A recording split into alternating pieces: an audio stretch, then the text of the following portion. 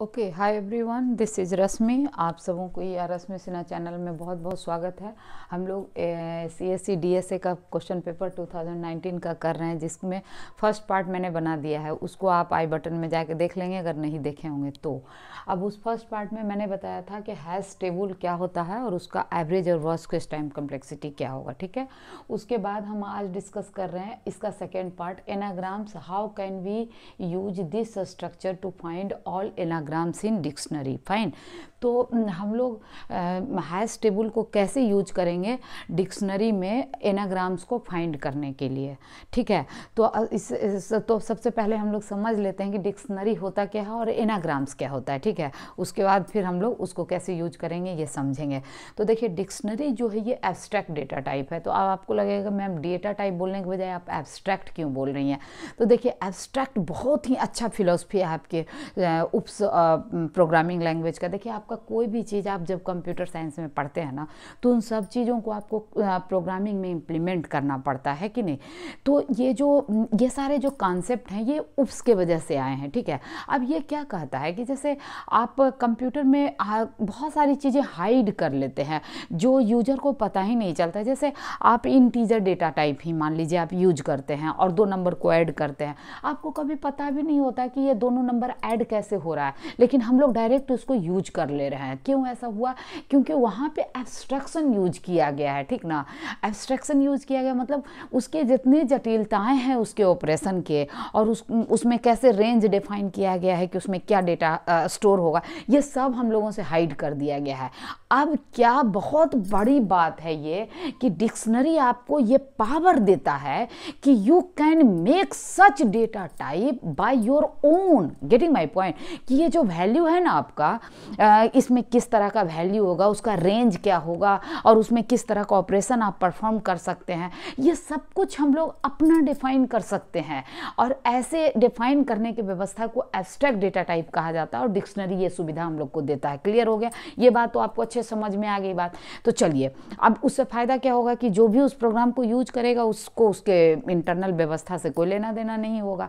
जैसे हम लोग इंट को यूज करते हैं तो हम लोग को कोई लेना देना नहीं होता, 2 नंबर ऐड किए, अपना समझे सिस्टम, ठीक है। तो डिक्शनरी समझ में आ गया। अब ये कहता है कि इसमें जो डेटा स्टोर होता है ना, ये की वैल्यू पेयर में होता है कि हर डेटा के साथ एक की होगा और उसके करस्पॉन्डिंग एक वैल्यू होगा। जैसे रश्मि है तो रश्मि एक वैल्यू हो गया, और रश्मि के करस्पॉन्डिंग की क्या हो सकता है, उसका सोशल सिक्योरिटी नंबर हो सकता है या समथिंग एल्स, राइट। तो ये की वैल्यू पेयर हुआ, ठीक है। अब कहता है कि अब डिक्शनरी में जो की होता है ना, ये किसी भी प्रिमिटिव डेटा टाइप का हो सकता है, may be integer, float, character, जो भी आप लेना चाहें आप ले सकते हैं, ये आपको फ्रीडम है, ठीक है। अब कहता है कि every key can appear once in a dictionary. की तो होता ही है, एक ही बार डिक्शनरी में अपीयर, या कहीं भी की आया तो एक ही बार वो अपीयर होगा, एक की 2 बार तो हो नहीं सकता है। चलिए, एंड ईच की हैव ओनली 1 वैल्यू, और हर की के करस्पॉन्डिंग एक ही वैल्यू होगा। लेकिन ध्यान रहे कि सेम वैल्यू कई बार रिपीट हो सकता है, ठीक ना। की के करस्पॉन्डिंग वैल्यू एक ही होगा, लेकिन वो वैल्यू कई बार रिपीट हो सकता है, की यूनिक होगा। क्लियर बात? है तो बहुत सिंपल बात, ठीक है ना। अब चलिए, कहता है कि डिक्शनरी को हम लोग किस में यूज कर सकते हैं, हैश टेबल से इंप्लीमेंट कर सकते हैं। क्यों भाई? क्योंकि हैश टेबल में एक हैश फंक्शन होता है, और हैश फंक्शन क्या करता है, वो भी की को यूज करके उसका पोजीशन फाइंड करता है कि हम कहाँ पे उस वैल्यू को स्टोर करें। तो यहाँ पर भी चूंकि की है और एक वैल्यू है, तो हम क्या करेंगे कि जो डिक्शनरी का की है उसको हैश फंक्शन में पास करेंगे, और हैश फंक्शन हमको वैल्यू को स्टोर करने का पोजीशन रिटर्न करके देगा। यही कहानी है। अब इस बात को आगे बढ़ने, जब आपको डिक्शनरी समझ में आ गया, क्या समझे कि ये एक एब्स्ट्रैक्ट डेटा टाइप है, ये की वैल्यू पेयर में डाटा को स्टोर करता है, और क्या समझे आप कि इसको हम लोग हैश फंक्शन में यूज, हैश टेबल में से इंप्लीमेंट कर सकते हैं। हैश टेबल से क्यों इंप्लीमेंट कर सकते हैं? क्योंकि वहाँ हैश फंक्शन होता है। हैश फंक्शन में क्या चाहिए आपको? एक की चाहिए। की क्या देता है आपको? पोजीशन देता है। किस लिए पोजीशन देता है? तो वैल्यू को स्टोर करने के लिए देता है आपको। क्लियर हो गया, ठीक है।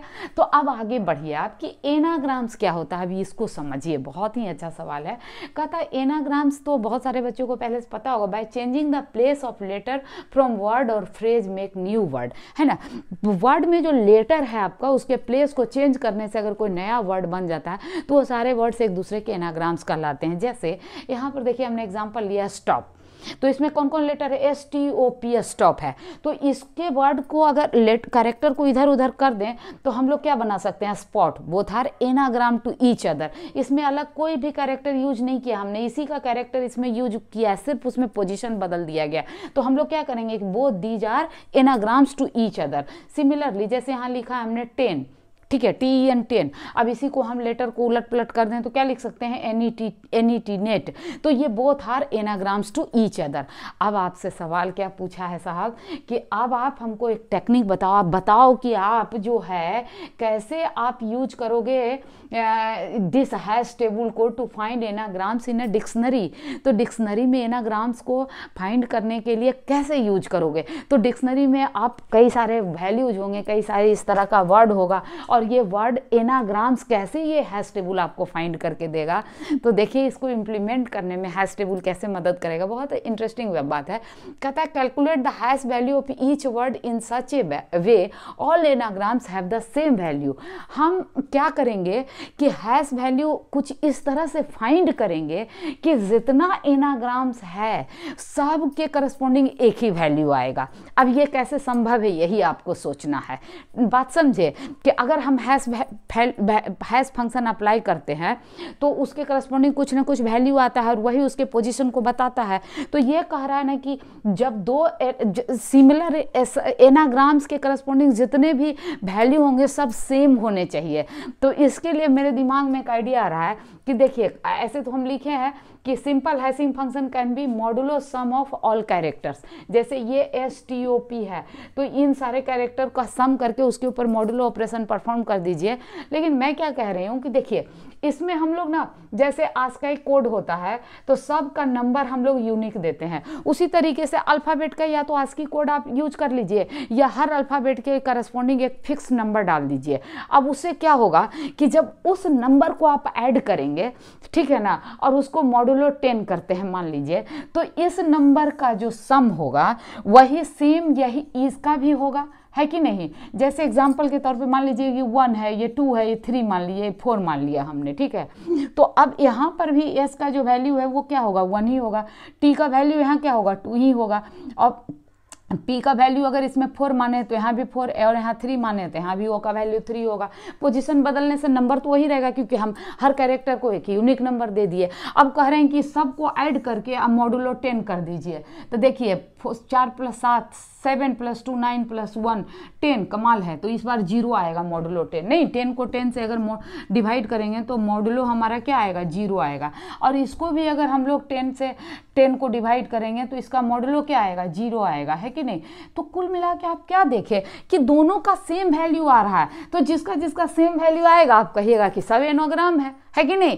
तो ये है ना इंटरेस्टिंग तरीका आपके इसको इम्प्लीमेंट करने का। तो देखिए अगर इसको समझने में थोड़ा भी दिक्कत हुआ होगा ना तो इसका फर्स्ट पार्ट का वीडियो जरूर देख लीजिएगा, उसका लिंक आपके आई बटन में इसके वीडियो में दिया हुआ है, ठीक ना। चाहे इसके प्लेलिस्ट में जाके आप देख लीजिए। और अगर आपको ये वीडियो में थोड़ा सा भी कुछ सीखे हैं तो प्लीज़ हमको मदद कीजिए, वीडियो को अधिक से अधिक बच्चे तक पहुँचाने में। आप शेयर कीजिए वीडियो को अपने दोस्तों के साथ, और कमेंट करना नहीं भूलिए। अगर आपको कोई भी डाउट हो तो वीडियो में कमेंट करें, व्हाट्सएप नंबर दिया हो उस पर भी हमसे कॉन्टैक्ट कर सकते हैं। तो इसी के साथ मैं इस वीडियो को समाप्त करती हूँ, अगले वीडियो में बहुत जल्दी मिलूंगी। Thank you, take care, bye.